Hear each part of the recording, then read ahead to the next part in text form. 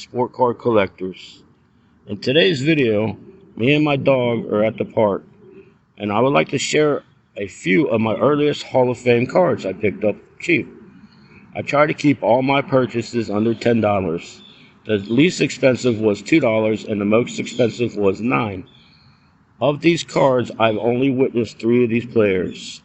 That was Catfish Hunter, Brooks Robinson, and Frank Robinson. This first card is a 58 Topps early win. He played 23 years. He had a WAR of 61. He had 300 wins, 244 losses, and an ERA of 3.54. He once said, "That's my office. That's where I conduct my business," he told sports writer Red Smith. You take a look at the batter's box, and part of it belongs to the hitter. But when he crowds in just a hair, he's stepping into my office, and nobody comes into my office without an invitation when I'm going to work. He also quoted, "You'll never be a big winner until you start hating the hitter," he told rookie pitcher Gary Bell. That guy with the bat is trying to take away your bread and butter, and you got to fight him every second.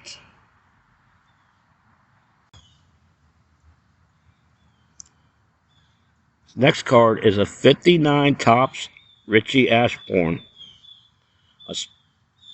He had a WAR of 64.25. He had 2,574 hits, only 29 home runs, and a batting average of .308. A Speedy Ashburn played outfield for 15 years. He was a 6-time All-Star, 2 times batting title.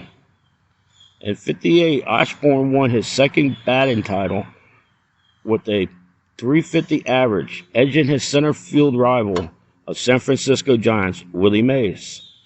On the last day of the season, with a .304 effort, he led the league in hits, triples, walks, and on-base percentage.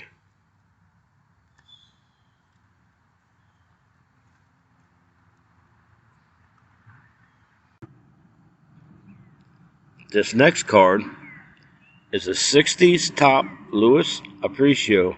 He played shortstop for 18 years, and he had a WAR of 55.9, 2,677 hits, and as most shortstops in those days, they were not known to be power hitters.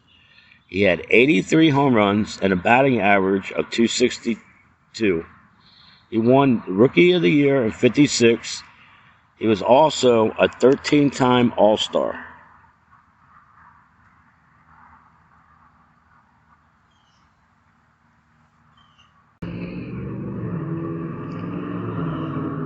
This is a 60s Topps of Nellie Fox. He played second base for 19 years.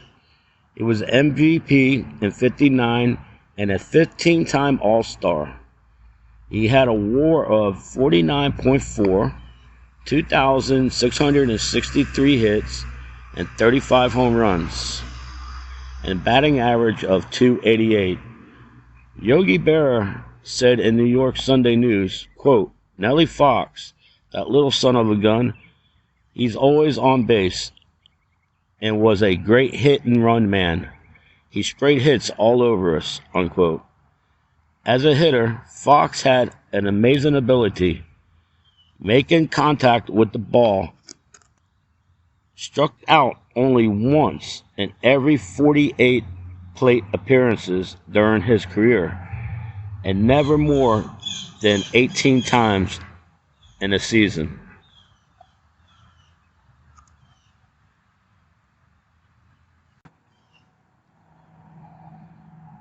Next up is the 61 Topps Eddie Mathews. He played for 17 years as second and first baseman, 12 times All-Stars, 2 times World Series, had a WAR of 95.9, 2,315 hits, 512 home runs, and a batting average of 271.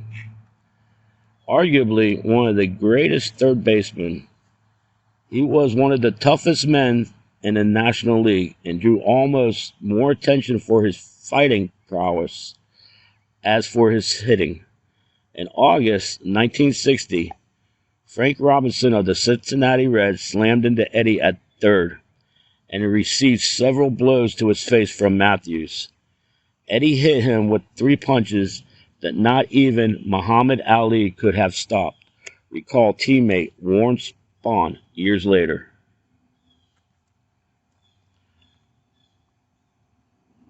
When Matthews retired as a player after the 68th season, he stood in 6th place of baseball careers home run list with 512 and held the record for games played by a third baseman.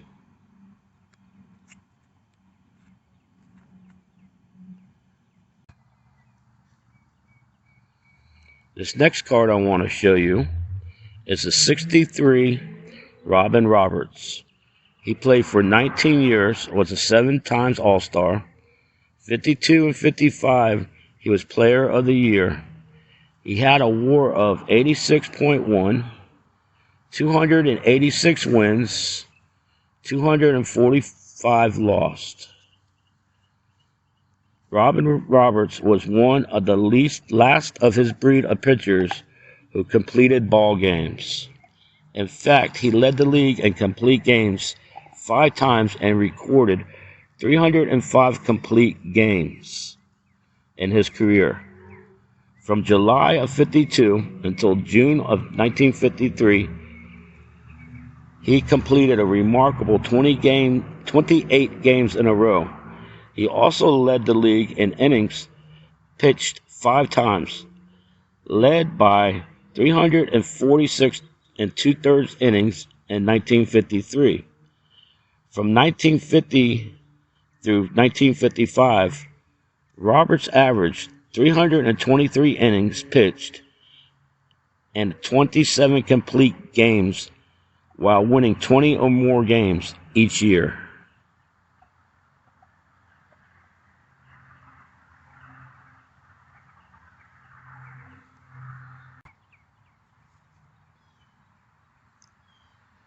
Up next is the 70s Topps Jim Kaat. He had a long career of 25 years, 3 times All-Star. In '82, he won a World Series. He had a WAR of 50.5, 283 wins, 237 lost, and an ERA at 3.45. In addition to his abilities as a fielder, Kaat was considered one of the best hitting pitchers of his generation. Over the courses of his 25 seasons, Kaat recorded a 185 batting average and a 227 on-base percentage and a 267 slugging percentage as a left-handed hitter. He recorded another 65 extra base hits, including 16 home runs. In '72, his best season at the plate, Kaat batted a .289, .304, and a .489 with 5 extra base hits, including 2 home runs and 47 plate appearances. Over his career, he scored 117 runs and drove in 106. Few pitchers have done as much in the field and at the plate to advance their chances of winning ball games.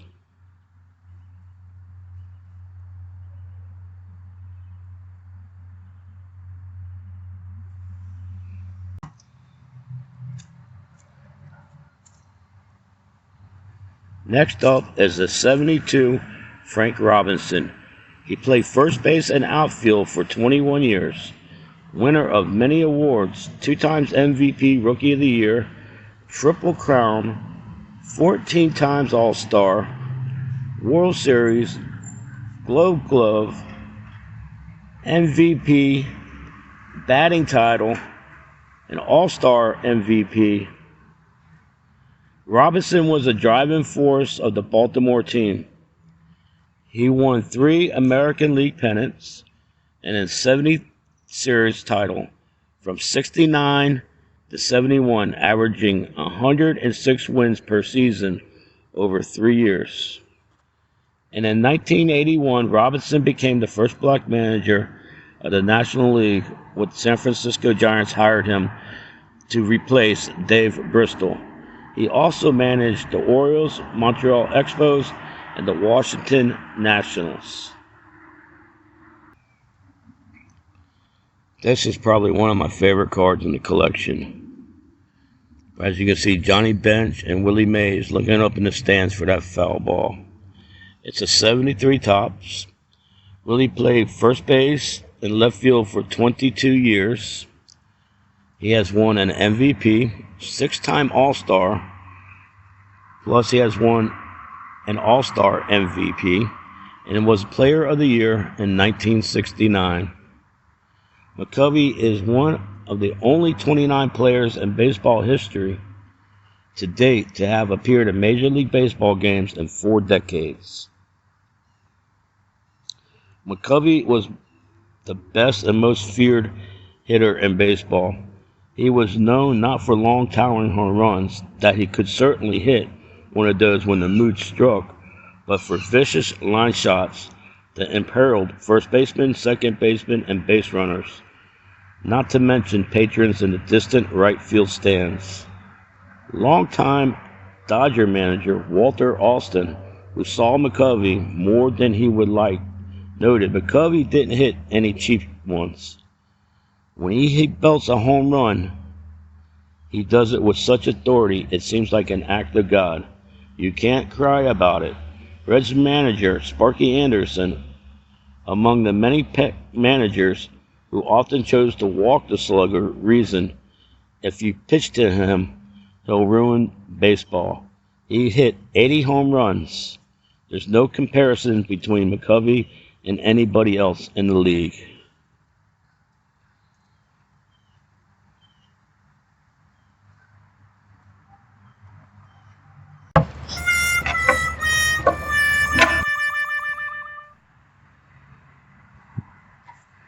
Next up is 74 Topps Al Kaline. He played first base and outfield for the Tigers for 23 years. He was an 18 times All-Star, 68 World Series. He had a WAR of 92.8, 3,007 hits, 399 home runs, and a batting average of .297.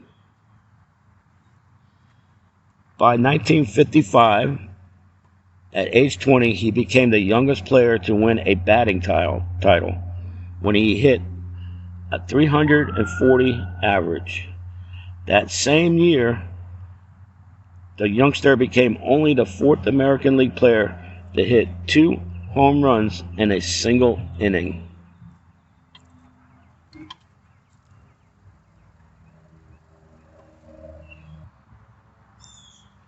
Next up, 75 Topps Harmon Killebrew. He played first base and outfield for 23 years. 18 times All-Star, MVP, had a WAR of 80.3, 2,086 hits, 573 home runs, and a batting average of .256. Harmon Killebrew was one of the most feared sluggers of the 60s. When he retired in 1975, he had accumulated more home runs than any right-handed batter in American League history.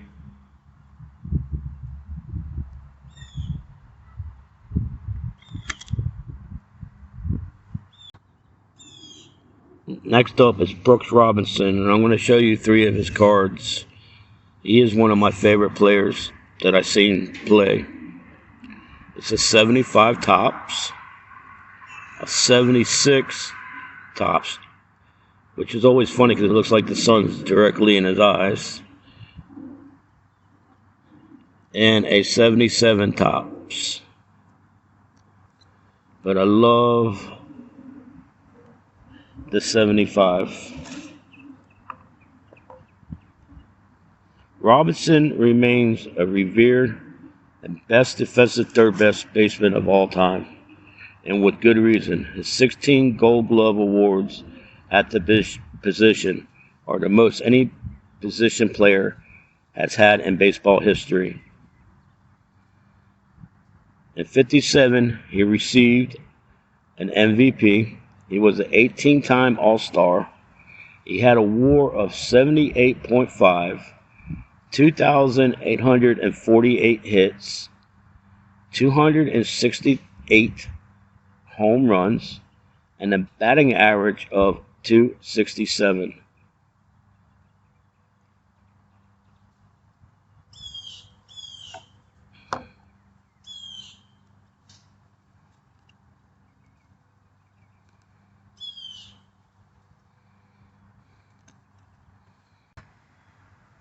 And last but not least, and my dad's favorite pitcher, Catfish Hunter. My father loved him so much that he actually went out and bought his baseball glove to play catch with me. My dad was a big Cincinnati Reds fan, and that's how much he liked him.